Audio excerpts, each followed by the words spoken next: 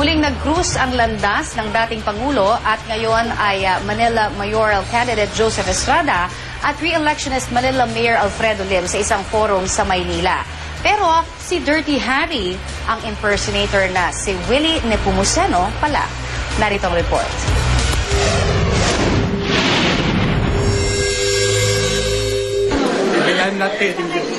Dumalo sa forum sa isang hotel sa Maynila kahapon si dating Pangulong Joseph Estrada at muli nagbitiw siya ng maiinit na patutsyada laban sa karibal na si Manila Mayor Alfredo Lim.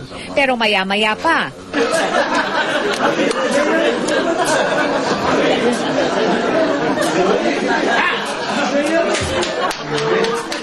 Naroon din pala ang kanyang mahigpit na katunggaling si Mayor Alfredo Lim na ginampanan ng komedyanteng si Willie Nepomuceno. Good morning po sa inyo lahat. Isa-isang sinagot ni Dirty Harry ang mga isyong ibinabato laban sa kanya. Una na ang isyu ng kanyang citizenship. Ako raw pinanganak. Hindi raw ako kasabihin niya sa Beijing pa yun. Yan po'y walang katotohanan. Hindi po pwedeng sa Beijing ako nakatira. Ako po ay pinanganak sa San Juan. San Juan de Dios. Manila rin yun. Itinanggi rin ni Dirty Harry na umiyak siya noon nang bisitahin si Erap na nakakulong noon sa Tanay Rizal matapos ang EDSA 2. Ako raw umiyak. Nung ako raw nagpunta sa Tanay, ako'y nagmamakaawa sa kanya. Umiyak daw ako ng umiyak. Hindi po totoo yan. Gusto ko sabihin sa inyo, ang tunay na dahilan. Bakit ako naiyak? Aminin ko, naiyak talaga ako.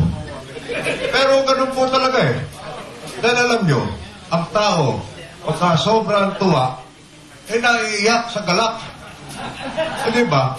Pero sa huli, may regalo para kay Erap si Willie Nepomuceno na minsan na rin naging impersonator ng dating Pangulo.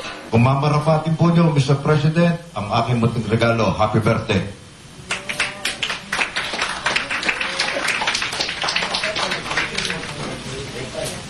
Epal, dahil yan ang magandang kasabihan ngayon. An apple a day makes dynasties stay. Para sa unang balita, Von Aquino reporting.